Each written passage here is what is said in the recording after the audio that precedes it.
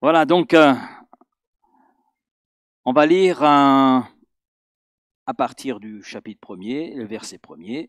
Pierre, apôtre de Jésus-Christ, à ceux qui sont étrangers et dispersés dans le Pont, la Galatie, la Cappadoce, l'Asie et la Bithynie, et qui sont élus selon la prescience de Dieu le Père, par la sanctification de l'Esprit, afin qu'ils deviennent obéissants et qu'ils participent à l'aspersion du sang de Jésus-Christ, que la grâce et la paix vous soient multipliées.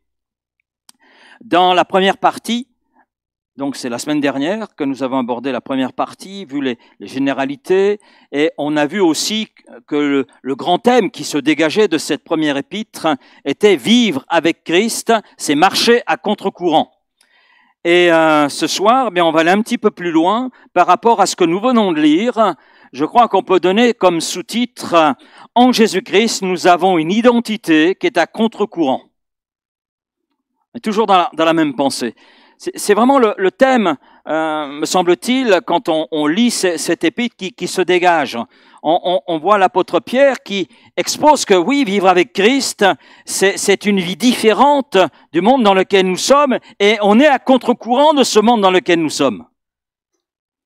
Et à partir de là, mais pourquoi sommes-nous à contre-courant? Alors l'apôtre Pierre commence en disant, c'est tout simplement parce qu'on a une identité qui va être à contre-courant.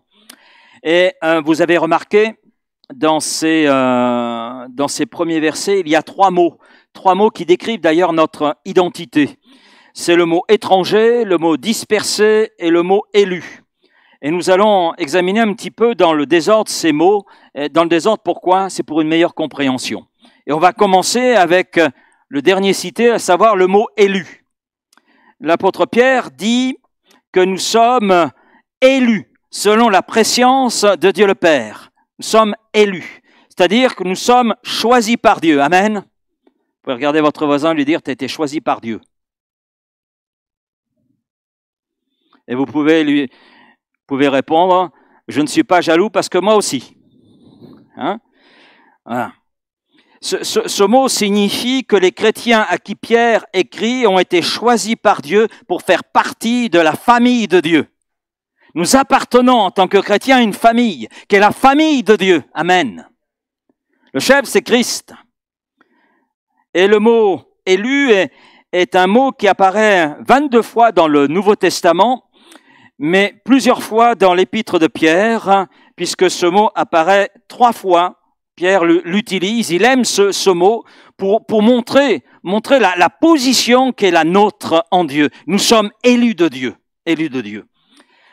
Paul dira dans l'Épître aux Romains, au chapitre 3, verset 11, « Personne ne cherche Dieu ». C'est-à-dire, personne ne choisit Dieu. Notre choix, en fait, n'est que la réponse au choix de Dieu. Personne ne peut dire ce soir, mais moi j'ai choisi Dieu. Non, t'as pas choisi.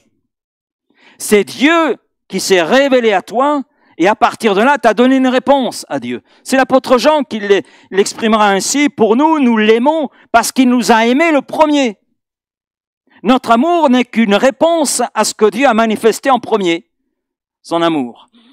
Et puis, l'apôtre Jean, toujours dans ce même chapitre, première épître de Jean, chapitre 4, au verset 10, dit ceci, et cet amour dont Dieu nous a aimés le premier, cet amour consiste non point en ce que nous avons aimé Dieu, mais en ce qu'il nous a aimés et a envoyé son Fils comme victime expiatoire pour nos péchés, c'est-à-dire victime à notre place, pour expier nos péchés, c'est-à-dire pour apporter une réponse aux péchés qui sont les nôtres, pour lesquels nous n'avions pas de solution, si ce n'est demeurer sous la condamnation, la mort éternelle. Mais Jésus-Christ, selon le plan du Père, est venu pour faire le nécessaire et nous permettre d'entrer à nouveau dans la présence de Dieu. Alors, quand on regarde un petit peu ce que Pierre dit, ce que l'apôtre Paul confirme et ce que Jean lui-même dans sa première épître appuie, cela veut dire que je n'ai rien fait pour gagner la faveur de Dieu. Je n'ai rien fait. Et en fait, il n'y a rien à faire. Rien à faire. Et d'ailleurs, heureusement que ce ne sont pas par les œuvres que nous sommes sauvés. Heureusement. Parce que le cœur de l'homme est tellement tortueux qu'il trouverait le moyen de s'enorgueillir. Moi, j'en ai fait plus que toi. Donc, j'ai droit à une meilleure place dans le cœur de Dieu. Dieu a une connaissance du cœur de l'homme. Vous allez me dire, c'est normal, il est le créateur. C'est vrai. Donc, je n'ai rien fait pour gagner la faveur de Dieu, mais dans son amour, il m'a révélé qu'il m'aimait. Amen. Et ça, c'est une révélation extraordinaire. Et Dieu a révélé qu'en Jésus-Christ, son Fils unique, cet amour était réel, était concret. Et que je pouvais, à travers ma confiance dans cet amour que Dieu avait manifesté en Jésus-Christ, je pouvais devenir quelqu'un de nouveau. Amen. Et vous avez ce soir un Laurent nouveau. Et à mon avis, ça vaut mieux pour vous. Hein? Parce qu'en Jésus-Christ, nous sommes devenus de nouvelles créatures. Ça, c'est l'œuvre de Dieu. C'est l'œuvre de Dieu. C'est pas le résultat de nos efforts, c'est pas le résultat de mérite quelconque, c'est le résultat de l'œuvre de Dieu qui s'est accomplie en nous, parce que lorsque Dieu se révéla à nous, nous avons dit oui. Oui à l'amour de Dieu. Ce qui veut dire que Dieu en Jésus-Christ était en mission de sauvetage. En mission de sauvetage pour sauver ses ennemis. Parce que le péché fait de l'homme un ennemi de Dieu, du Dieu saint. C'est d'ailleurs ce que Paul développe dans l'épître aux Romains, mais aussi dans l'épître aux Éphésiens. Il montre que nous étions les fils de la rébellion. Rébellion contre qui? Contre quoi? Contre Dieu et contre sa parole. Mais en Jésus-Christ, bien Dieu a manifesté son amour. Il est en mission de sauvetage pour sauver ses ennemis. Et nous ne sommes pas en mission de sauvetage pour nous sauver nous-mêmes, parce que c'est impossible, parce que nous ne méritons pas le salut. Nous ne méritons pas non plus l'amour de Dieu. Mais Dieu a choisi de nous aimer et nous sommes là devant l'amour de Dieu et Dieu attend une réponse de notre part. Il attend une réponse. Nous n'avons rien fait pour gagner la faveur de Dieu, mais Dieu, dans sa grâce, nous a offert de nous aimer. Alors c'est vrai que le mot élu choque un certain nombre de personnes. Pourquoi? Parce que cela signifierait que Dieu fait des préférences. C'est évident. Dieu, non, ce qui est évident, c'est qu'il ne fait pas de favoritisme, pas de préférence. Mais ce qui est évident, c'est que Dieu, étant souverain, étant omniscient, donc sait déjà les choses à l'avance. Et vous le savez? Non. Mais qu'il sache les choses à l'avance, c'est une chose. Mais nous avons à vivre les choses. Amen. Et Dieu, même s'il connaît les choses nous concernant à l'avance, néanmoins, il donne la possibilité à tout homme de le rencontrer. Et puis vous savez, c'est pas moi qui ai mis le mot élu dans la Bible. Hein. C'est Dieu lui-même qui donne ce mot, qui utilise ce mot 22 fois dans le Nouveau Testament. C'est Dieu qui l'a choisi parce qu'il nous dit, voilà votre identité. Et voilà, je vous ai choisi parce que je vous aime. Mais Dieu aime tous les hommes. Tous les hommes. De ce fait, je ne peux pas dire que parce que je suis élu, je suis meilleur que l'autre, je favorise Dieu. Non. Non. Non, non. Et on le voit à travers ce que dit Jésus en Matthieu 22, verset 14. Il y a beaucoup d'appelés, mais peu d'élus. Pourquoi? Pourquoi l'évangile est prêché jusqu'aux extrémités de la terre? Pourquoi? Dans quel but? Dans quel but? Pour faire connaître aux hommes qu'ils sont aimés de Dieu. C'est ça en fait. Il a plu à Dieu de sauver les hommes par la folie de la prédication. Parce que le but de Dieu à travers la prédication, c'est de faire connaître qu'il aime tout homme. Faire connaître qu'il vous aime. Qu'il nous aime. Amen. Maintenant, devant la prédication de l'Évangile, devant ce message où Dieu nous révèle qu'il nous aime, il y a une réponse que nous devons nous apporter.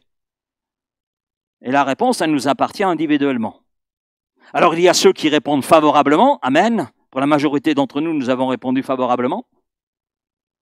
Et il y a ceux qui demeurent dans l'indifférence, et puis il y a ceux qui refusent catégoriquement. Mais la réponse que nous donnons à l'appel de Dieu nous appartient. Et bien sûr, à la réponse que nous donnons, il y a des conséquences. Ça, c'est évident. Ça, c'est évident. Et les conséquences sont liées au choix que nous faisons par rapport au fait que Dieu nous dise « Je t'aime, je veux changer ta vie, je veux la transformer. Quelle réponse me donnes-tu » Et je dirais que lorsque nous réalisons que nous sommes élus de Dieu, que nous répondons à cet amour de Dieu, je dirais que à partir de là, on réalise que nous sommes les gens les plus bénis de la terre. Amen. Nous sommes les gens les plus bénis de toute la création de Dieu parce que en Dieu, nous avons une vie qui va au-delà de ce qui est en ce monde. Nous avons l'assurance de la vie éternelle. Quelle bénédiction! Quelle bénédiction! Et puis, si Dieu a choisi de nous aimer, que nous avons répondu à son amour, cela veut dire que Dieu tel un Père ne va pas nous lâcher. Il ne va pas nous lâcher. Si nous demeurons en lui, il n'y a pas de souci, il nous garde, il nous protège, il nous protège. Mais pourquoi Dieu a-t-il choisi de nous aimer? Il a tout fait pour sa gloire. Tout fait pour sa gloire. Pour que nous puissions le louer, que nous puissions reconnaître sa bonté et que nous puissions vivre une vie, sa vie, une vie de qualité, une vie d'abondance, la vie éternelle. Mais cela signifie aussi que le pécheur, quel qu'il soit, j'allais dire même le plus sanguinaire de la planète, finalement n'est pas si loin de Dieu. N'est pas si loin. Puisque Dieu ne nous aime pas à cause de qui nous sommes, mais malgré qui nous sommes, donc ça veut dire que tout homme peut répondre au choix de Dieu et dire « Me voici ». Je veux recevoir cet amour. Je veux qu'il soit réalité dans ma vie. Nous avons été choisis pour être l'objet de son amour immérité pour maintenant et pour l'éternité. Amen. Le deuxième mot est étranger. Étranger. Ce mot n'apparaît que 3 fois dans le Nouveau Testament. Ce mot, dans son origine grecque, signifie qui séjourne dans un pays étranger. On pourrait le traduire aussi par voyageur. Il est utilisé 3 fois dans le Nouveau Testament. Les 2 premières fois, c'est dans l'épître de Pierre, dans le texte qu'on a lu en introduction. Mais ce terme, Pierre l'utilise à nouveau dans le chapitre 2, au verset 11. « Bien-aimés, je vous exhorte comme étrangers et voyageurs sur la terre, à vous abstenir des convoitises charnelles qui font la guerre à l'âme. » Et la 3e fois que ce mot est utilisé, c'est dans l'épître aux Hébreux, au chapitre 11 et verset 13. C'est dans la foi qu'ils sont tous morts. Vous savez que le chapitre 11, c'est le chapitre de la foi, et il y a le témoignage des prophètes, etc., de tous ceux qui ont placé leur foi en Jésus-Christ, qui ont réalisé qu'ils étaient aimés de Dieu, et qui ont répondu favorablement à cet amour de Dieu, et qui sont entrés dans cette qualité de vie. Et c'est dans la foi qu'ils sont morts, tous sans avoir obtenu les choses promises, mais ils les ont vus et salués de loin, reconnaissant qu'ils étaient étrangers et voyageurs sur cette terre. Et Pierre lui-même écrit à des étrangers dans 5 régions différentes d'Asie mineure, du nord et de l'est de l'Asie mineure. Aujourd'hui, c'est la Turquie. Et on comprend très bien que l'apôtre exprime une pensée qui va bien au-delà de l'aspect physique et géographique. Ça va plus loin. Ça va au-delà de cet aspect. Et le terme étranger, lorsque l'apôtre Pierre l'exprime, a une dimension spirituelle. En fait, les croyants auxquels Pierre s'adressait étaient des étrangers spirituellement parlant. Ils n'étaient pas résidents des villes ou des villages dans lesquels ils vivaient. Certains vivaient dans le Pont, la Bithynie, etc. Certains vivaient en Cappadoce, c'est-à-dire en Asie mineure orientale. Mais en fait, peu importe où ils vivaient, ils étaient des étrangers. Quel que soit le lieu où ils pouvaient aller, quel que soit le lieu où ils pouvaient résider, dans l'esprit de Pierre, et Pierre leur rappelle, en fait, vous êtes étrangers. En un mot, vous êtes étrangers sur cette terre. Étrangers par rapport au monde dans lequel vous vivez. Parce que vous êtes élus de Dieu. Parce que votre identité est à contre-courant de ce que le monde défini. Donc ils pouvaient, ces gens, retourner à Jérusalem. Pour certains, ils pouvaient déménager à Rome, ils pouvaient déménager à Vitrolles. En fait, peu importait. Quoi qu'il en soit, où qu'ils vivent, ils seraient des étrangers. Et Pierre leur rappelle, parce qu'en Jésus-Christ, nous sommes étrangers à ce monde dans lequel nous vivons. Amen. Vous êtes des étrangers. Moi aussi. Nous sommes devenus en Jésus-Christ et par la foi des enfants de Dieu. Et nous avons à partir de là une nouvelle identité. Nous ne sommes plus citoyens de ce monde dont Satan est le prince, mais nous sommes citoyens du royaume des cieux. Amen. Et quel royaume? Colossiens chapitre 1er verset 12. On a étudié l'épître aux Colossiens. Rendez grâce au Père. Amen. Qui vous a rendu capable d'avoir part à l'héritage des saints dans la lumière. Qui nous a délivrés de la puissance des ténèbres et nous a transportés. Notez bien ça. Nous a transportés dans le royaume du Fils de son amour, en qui nous avons la rédemption, la rémission donc des péchés. Alors que nous appartenions au monde, à ce monde, et à celui qui en est le prince, le fils de la désobéissance, le diable, en Jésus-Christ, nous sommes devenus citoyens de la cité sainte du ciel, où nous habiterons un jour pour l'éternité. Amen. Jean chapitre 15, verset 19. Jésus, c'est Jésus qui dit lui-même ces paroles. Si vous étiez du monde, mais le monde aimerait ce qui est à lui. Mais parce que vous n'êtes pas du monde et que je vous ai choisi du milieu du monde, à cause de ça, le monde vous hait. Ne soyons pas surpris s'il y a plus de 365 millions de chrétiens qui sont détestés en ce monde. Normal, ils sont étrangers. Ils sont étrangers comme nous sommes, nous, étrangers. On est de leur nombre. On n'appartient pas à ce monde. Amen. Nous avons été transposés, pour reprendre l'expression de l'apôtre Paul, transportés dans le royaume du Fils de son amour. Amen. Les chrétiens du 1er siècle vivaient avec cette pensée.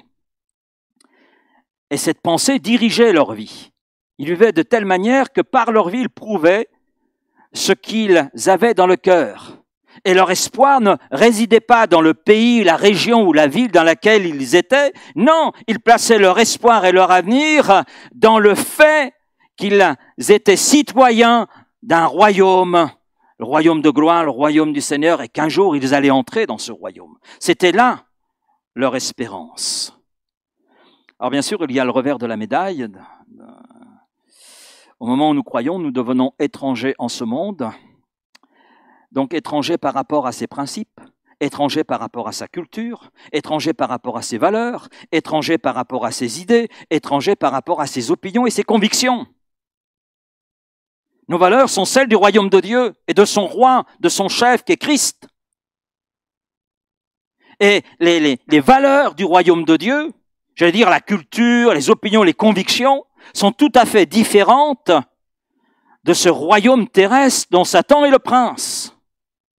Notre culture n'est pas italienne, elle n'est pas grecque, elle n'est pas française ou vitrolaise, mais elle est celle du royaume de Dieu. Même si nous habitons à Vitrolles. Et notre guide n'est pas un gouvernement, n'est pas une structure, une organisation, mais notre guide, c'est la parole de Dieu, la parole inspirée de Dieu, la parole écrite de Dieu. Et la question fondamentale, finalement, que Pierre soulève dans sa lettre, et le problème que nous allons chacun devoir considérer et résoudre, est finalement, vivons-nous comme des touristes et des voyageurs en ce monde, ou est-ce que nous sommes en train de nous enraciner? Sommes-nous en train de nous installer? Avons-nous oublié où se trouve notre véritable espérance et à quel royaume nous appartenons? Il est bon de réfléchir à ça, de se poser les questions. Avons-nous commencé à croire que ce que le monde nous dit devrait être important? Quelle importance donnons-nous aux valeurs de ce monde, à ce monde, comparé au royaume de Dieu auquel nous appartenons? Et Pierre soulève d'ailleurs cette question, il la soulève d'ailleurs à plusieurs reprises, on aura l'occasion de le voir dans sa lettre, parce que c'est un sujet important. Pierre le montre puisqu'il commence sa lettre justement par rappeler à ses destinataires, à ses étrangers qui appartiennent à Christ, qui sont élus selon la préscience de Dieu. Il leur rappelle leur identité en Christ et la réalité de leur séparation d'avec le monde dans lequel ils sont. Ainsi, dès les premiers versets, l'apôtre Pierre donne le ton. Alors, où est notre place? Où est notre place? La Bible nous dit que notre place est là où Jésus se trouve. Amen. Donc, partout où Jésus est aux commandes, c'est notre place. Où est-il aux commandes?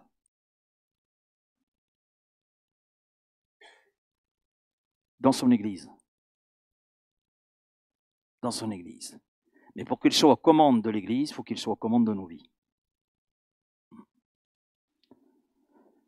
En Jean 14, Jésus a pu dire à ses disciples que votre cœur ne se trouble point. Croyez en Dieu et croyez en moi. Il y a plusieurs demeures dans la maison de mon Père.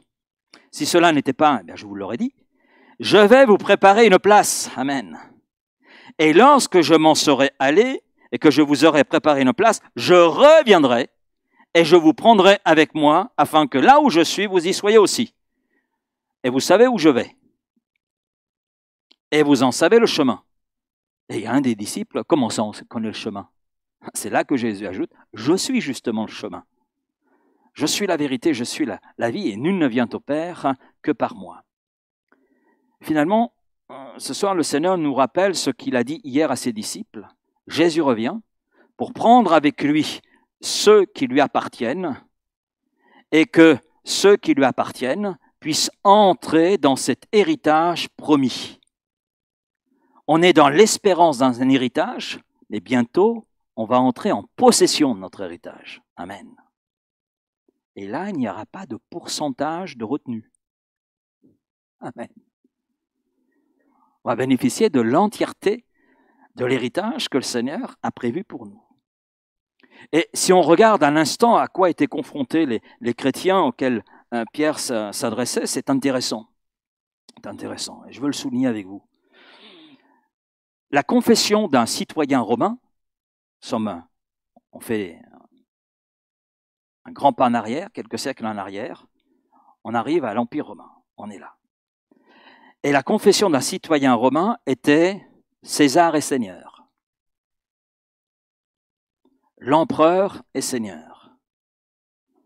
Et le citoyen romain pensait, il est le patron de ma vie. Il a droit de vie et de mort sur ma personne. Et le citoyen romain vivait pour la renommée et la gloire de César, d'un homme.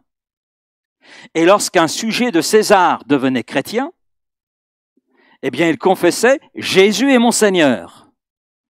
Et là, il y avait un énorme gloups. Pour les chrétiens, Jésus était plus important que César.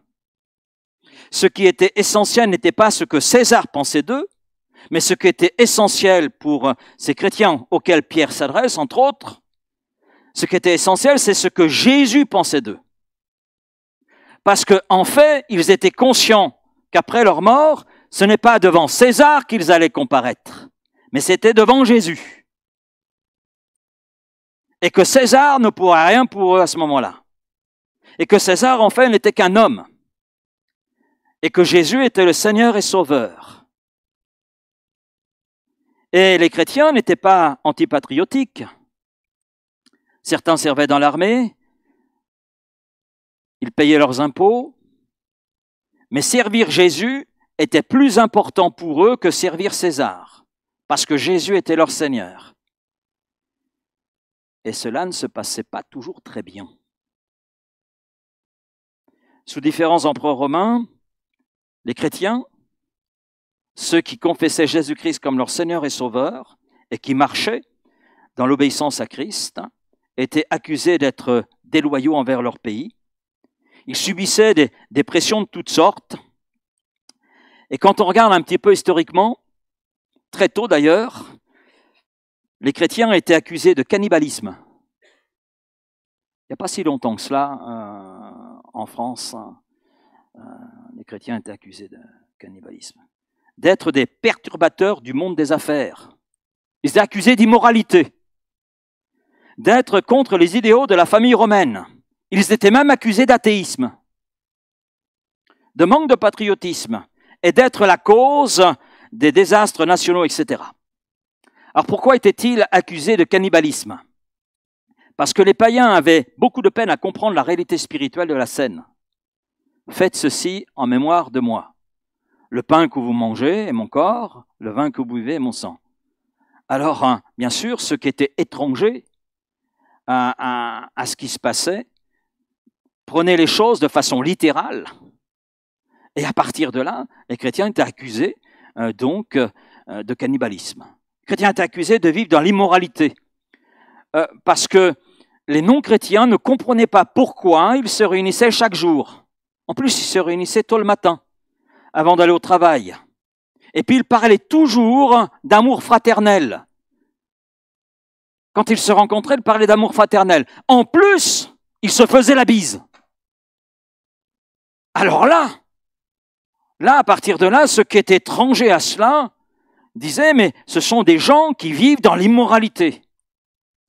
Les chrétiens étaient accusés d'être la cause de la baisse de participation de la population au temple païen. Ben oui, quand ils se convertissaient, ils abandonnaient les sacrifices d'animaux, ils abandonnaient les cultes païens. Et nous voyons que ça ne se passe pas toujours très bien, cela. Hein. On a un exemple dans la parole de Dieu avec Éphèse. Lorsque Paul prêcha l'évangile, il y a une femme qui n'arrête pas de le suivre. Et ce qu'elle dit est vrai. Mais c'est inapproprié. Et Paul, à un moment donné, en a un peu marre. Un peu marre. On connaît un peu le tempérament de Paul. Mais il sait ce qui anime cette femme. Et Paul se retourne et il chasse le démon de Python qui est là dans cette femme. Problème, c'est que cette femme avait des maîtres. Et son art divinatoire rapportait beaucoup d'argent à leur maître. Et là, waouh, Paul délivre cette femme, mais les maîtres de cette femme perdent leur business. N'ont aucune considération d'ailleurs pour la femme. Ils n'ont pas demandé si elle était heureuse dans cette vie, et elle n'était pas heureuse, ça c'est évident. Mais eux, ils ont regardé leur business. Et à partir de là, eh bien, nous savons que Paul et ceux qui l'accompagnaient ont été roués de coups, ils ont été jetés en prison. Et en plus, ceux qui les ont accusés ont recommandé aux geôliers de bien les garder. Et pour que ce soit bien sûr, donc ils ont été placés à prison, mais intérieure, et on a mis les fers aux pieds. Ce que nous dit le texte, acte 16, vous lirez cela. Oui, après leur conversion, les chrétiens ne participaient plus aux festivités qui étaient liées au temple païen, ne participaient plus aux sacrifices idolâtres. Puis finalement, les chrétiens étaient accusés d'être des athées. En effet, selon la mentalité romaine, l'Empire romain, croire en un seul Dieu, c'est inconcevable. Inconcevable. Quoi, tu crois en Dieu, toi? Ah, mais moi, je crois en tant. Tout un panthéon. Hein. Voilà, tout un panthéon. Et plusieurs chrétiens, pour ne pas dire un bon nombre, en raison de leur foi en Jésus-Christ, bien perdaient leur emploi, devaient quitter la ville dans laquelle ils étaient, et certains, donc, ont payé de leur vie. Alors c'est là que nous comprenons l'importance, parce que c'est à ces gens-là que l'apôtre Pierre s'adresse. Et on comprend l'importance de la lettre de Pierre pour ces gens qui l'ont reçue. Parce que le but de Pierre était d'encourager ces hommes et femmes, élus de Dieu, étrangers. Le but de Pierre était là, de les encourager. Et je crois que nous aussi, nous avons besoin de cela. Est-ce que nous devons nous attendre à mieux? Je pose la question. Est-ce que nous devons nous attendre à mieux de tous ceux et celles qui nous ont devancés dans la foi? Devons-nous nous attendre à un meilleur traitement que celui que l'Empire romain a réservé à ceux qui confessaient Jésus-Christ comme leur Seigneur et Sauveur? Important de réfléchir à cela. Je vais prendre un exemple. un exemple. Le discours actuel sur la laïcité en France, et pas simplement en France, dans d'autres pays, mais je m'arrête à la France. Ce discours est un discours creux, et j'irai même plus loin, un discours mensonger. Parce qu'en fait, quand on écoute le discours sur la laïcité, le but est d'évacuer Dieu de la scène publique, mais d'évacuer aussi toute valeur biblique. Voire dans certains contextes et faire passer ce message pour subversif. Sur le site du gouvernement, la définition de la laïcité est la suivante. La laïcité garantit la liberté de conscience à tous. C'est beau, hein? Chacun est libre de croire ou de ne pas croire. La laïcité permet la libre expression de ses convictions, dans le respect de celles d'autrui et dans les limites de l'ordre public. Je trouve cela une belle définition, c'est bien dit, mais si mon opinion ou ma conviction n'est pas celle qu'un groupe a définie, je suis condamnable. Surtout en ce qui concerne certains sujets d'éthique. Ce qui signifie que la loi m'interdit d'avoir une conviction différente sur certains sujets d'éthique. Je ne peux pas alors parler de liberté de conscience, de liberté dans mes convictions, puisqu'on m'impose de penser autrement que ce que la Bible m'indique. Nous ne sommes pas de ce monde, mais nous appartenons à Christ, il est notre roi, il est notre Seigneur. Et nous ne devons pas avoir honte de notre identité en Jésus-Christ. Je n'ai pas honte de mon identité en Jésus-Christ, parce que je sais d'où je suis sorti et je sais où je vais. Et le monde ne m'a rien offert concernant mon avenir. Et qu'est-ce qu'il a à offrir, ce monde, aux jeunes, aux moins jeunes? Pour les retraités, pour les autres, c'est sûr, augmentation des impôts. Mais concernant l'éternité, rien. Rien. Rien. Le troisième mot qui est utilisé par Pierre, c'est le mot disperser. Ce mot n'est utilisé que 3 fois dans le Nouveau Testament. Une fois dans l'Évangile selon Jean, vous avez les textes sous les yeux, Jean 7, 35. Une autre fois dans Jacques, chapitre 1er, verset 1er, et dans le texte qui nous intéresse ce soir, 1 Pierre, chapitre 1er, verset 1er. Au départ, ce mot, c'est le mot diaspora, traduit dans nos Bibles par dispersion. Le mot diaspora, qui signifie effectivement disperser, était utilisé pour parler des Israélites dispersés parmi les nations. Et dans la lettre de Pierre, eh bien, ce mot désigne les chrétiens éparpillés dans tout l'Empire romain. Et les chrétiens auxquels Pierre s'adresse sont là éparpillés dans 5 régions différentes, puisque Pierre s'adresse à 5 régions et aux chrétiens étrangers dans ces régions et surtout dispersés dans ces régions. Mais c'est encore vrai aujourd'hui. Hein. Amen. Les chrétiens sont dispersés aux 4 coins de la terre. 4 coins de la terre. À quoi sommes-nous comparés dans le Sermon sur la montagne? Le Sermon sur la montagne, c'est 3 chapitres extraordinaires, Matthieu 5, Matthieu 6, Matthieu 7. Et dans le Sermon sur la montagne, nous sommes comparés, Matthieu 5, 13, au sel. Au sel. Vous êtes le sel de la terre. Si vous mettez du sel dans du potage, qu'est-ce qu'il va faire? Il va se disperser et donner du goût à l'ensemble de la soupe. C'est là notre vocation. Faire connaître Christ. Apporter la bonne odeur de Christ. Bonne odeur de Christ. 2 Corinthiens chapitre 2 verset 14. Grâce soit rendue à Dieu. Grâce soit rendue à Dieu. Qui nous fait toujours triompher en Christ et qui répand par nous. Répétez avec moi. Par moi. Par nous. En tout lieu, l'odeur de sa connaissance. Nous sommes en effet, pour Dieu, la bonne odeur de Christ. Sentez votre voisin. Parmi ceux qui sont sauvés et parmi ceux qui périssent. Alors aux uns, une odeur de mort, donnant la mort, mais aux autres une odeur de vie, donnant la vie. Et qui est suffisant pour ces choses? Le tout suffisant, c'est Christ. Alors si l'élection met en évidence la gratuité du don de Dieu, la notion d'étranger met en évidence la notion d'appartenance à Christ, amen, et de séparation d'avec le monde. Et la notion de dispersion met en évidence notre façon de vivre, être un témoignage de Christ en ce monde.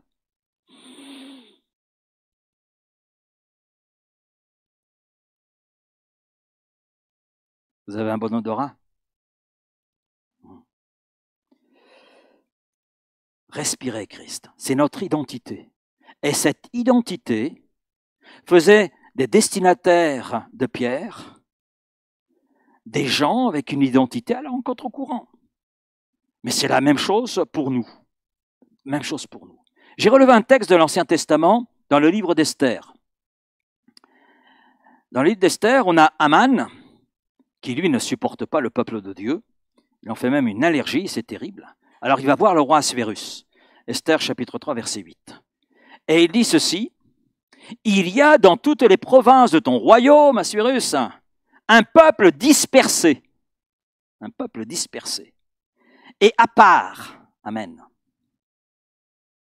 à part parmi tous les peuples, ayant des lois différentes de celles de tous les peuples et n'observant point les lois du roi. Il n'est pas dans l'intérêt du roi de le laisser en repos. Vous pouvez transposer ça à aujourd'hui.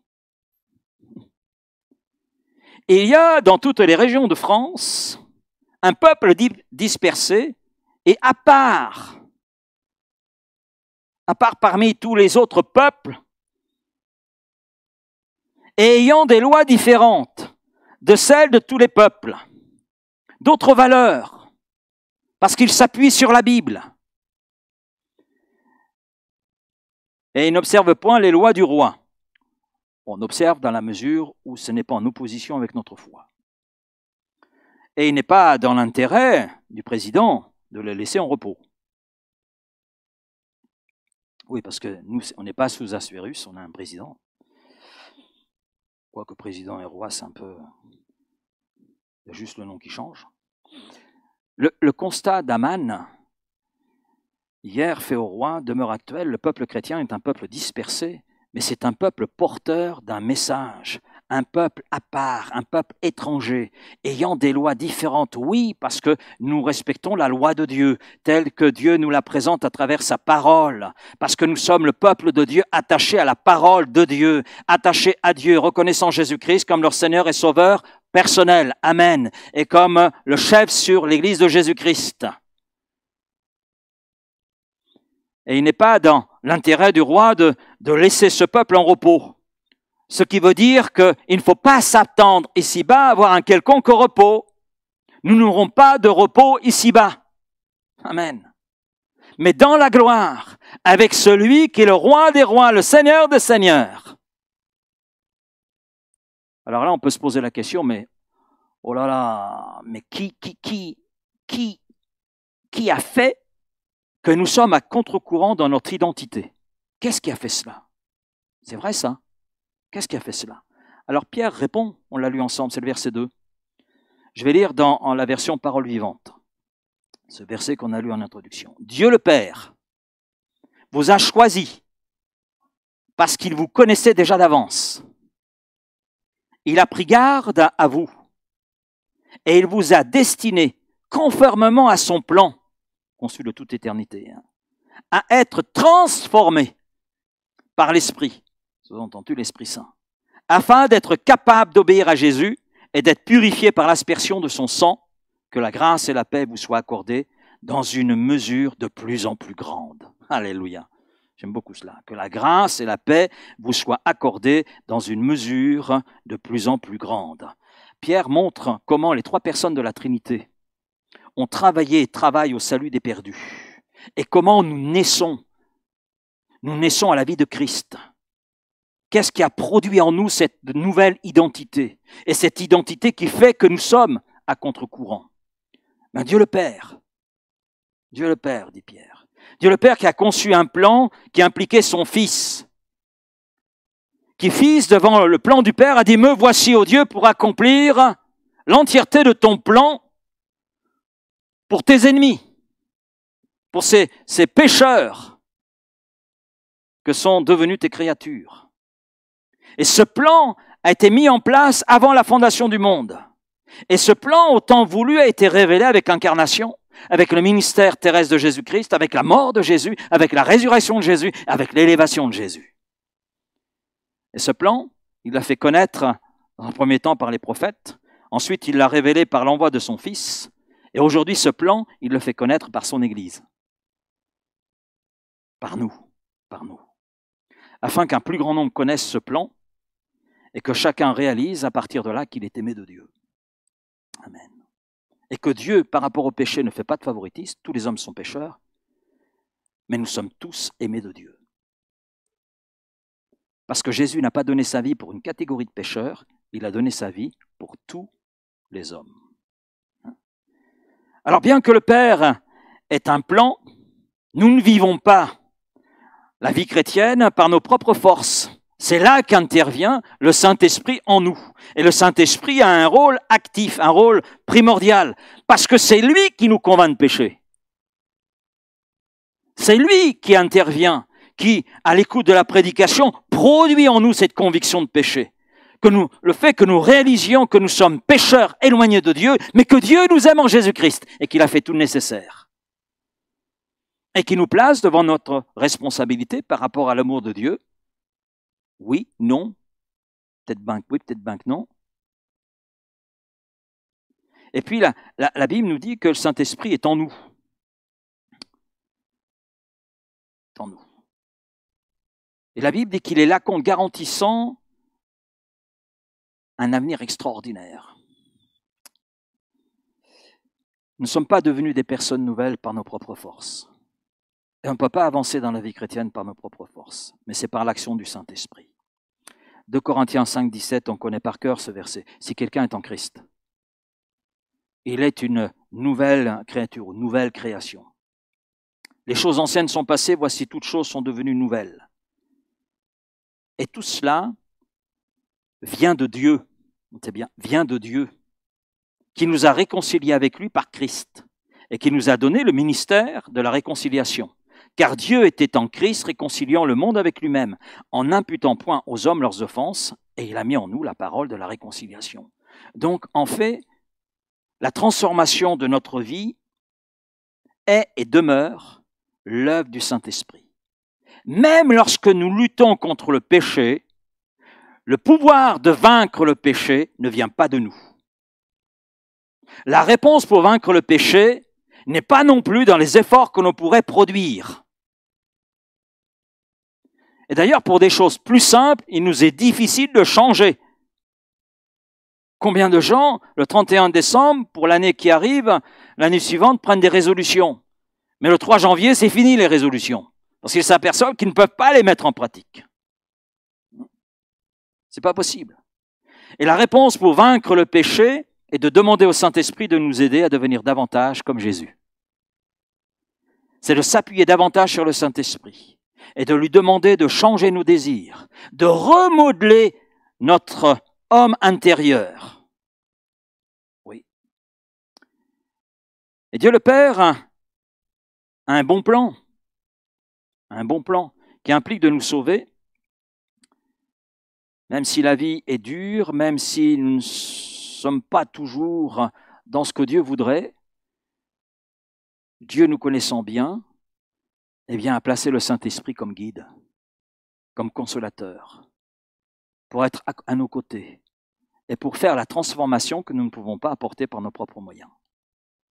Et puis le Saint-Esprit nous donne de nouvelles affections, de nouveaux désirs, de nouvelles valeurs et des forces que nous n'avons pas, mais que lui possède.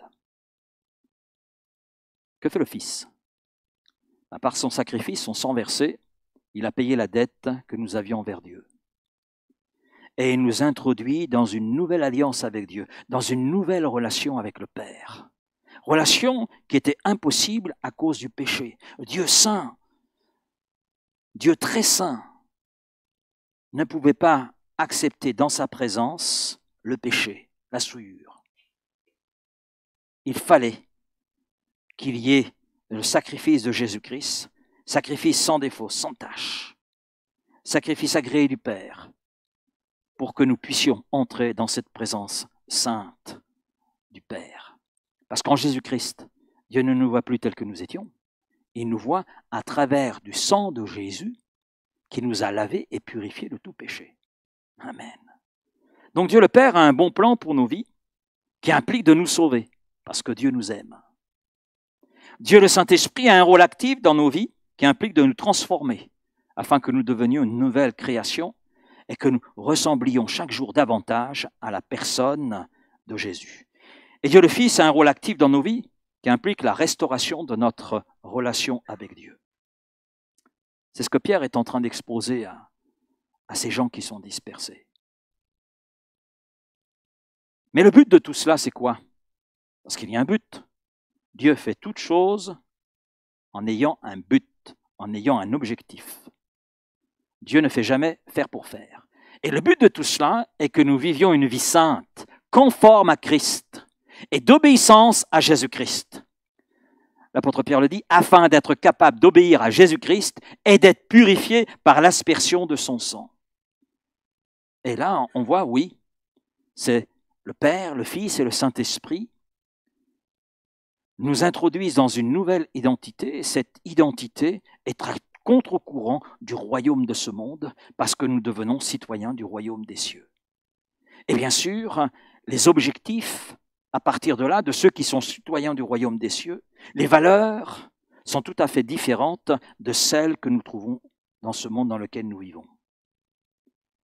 Et à partir de là, si on a une nouvelle identité à contre-courant, ça veut dire que notre vie est à contre-courant de ce monde, dans ses objectifs, dans ses valeurs, mais surtout dans sa finalité. Amen. Parce qu'il y a une finalité.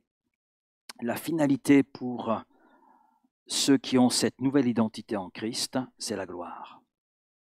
C'est la gloire. Être pour l'éternité dans la présence de celui dans lequel aujourd'hui ils placent leur foi et dans lequel ils persévèrent. Amen. Je m'en vais vous préparer une place et lorsque je reviendrai, je vous prendrai avec moi afin que vous entriez dans votre héritage et dans la gloire qui est ma gloire. Amen. Amen. Merci Seigneur pour cette identité. Et nous devons être fiers de l'identité qui est la nôtre en Jésus-Christ. Et nous pouvons remercier le Seigneur pour cela. Et même si cette identité fait que nous sommes à contre-courant de ce monde, ça vaut la peine quand on considère la finalité. Amen. Merci Père pour ta parole ce soir. Merci de nous conduire dans toute l'étude de cette épître, Seigneur. Et quelle richesse contient cette épître. Et Seigneur, nous voulons en saisir la portée pour nous, pour notre foi, mais aussi par rapport à notre vécu en ce monde et à notre aujourd'hui. Oui, Seigneur. Comme ces destinataires de cette lettre, nous sommes élus, nous sommes aimés de toi, nous sommes étrangers et dispersés. Et Seigneur, comme ces hommes et femmes, nous avons aussi besoin d'être encouragés. Et Père, merci de venir à notre rencontre par ta parole et de nous encourager, en nous rappelant quelle est notre identité et de nous rappeler ce qu'est la vie qui est la nôtre en toi, que nous sommes citoyens du royaume des cieux et qu'un jour nous allons hériter la gloire, que notre finalité n'est pas dans les choses d'ici-bas, mais elle est là-haut, dans la cité sainte et céleste. C'est là que se trouve notre héritage, c'est là que se trouve notre demeure, c'est là que se trouve notre maison. Alors Seigneur, donne-nous d'être de ceux qui persévèrent envers et contre tout. Oui Seigneur, et que nous puissions réaliser quelle est l'identité qui est la nôtre, nous saisir de cette identité, la comprendre et la vivre pleinement. Oui Seigneur, en sachant Seigneur que tous ceux qui t'appartiennent, tous ceux qui appartiennent à ton royaume, tu sais en prendre soin. Tu sais veiller sur eux, tu sais les garder. Oui Seigneur, et c'est ce que tu nous montres dans les versets suivants de cette épître de Pierre. Alors merci Seigneur. Merci pour ces encouragements encore ce soir. Et merci pour ce rappel. Parce qu'il est bon de nous rappeler qui nous sommes en toi. Oui, Seigneur. Merci. Sois béni pour ta parole. Sois béni pour ta grâce envers nous, envers chacun. Sois béni, Seigneur, parce que je crois que tu veux nous accompagner et nous permettre d'aller plus loin, avec un pas de plus en plus sûr en toi et avec toi. Merci, Père. Amen. Amen.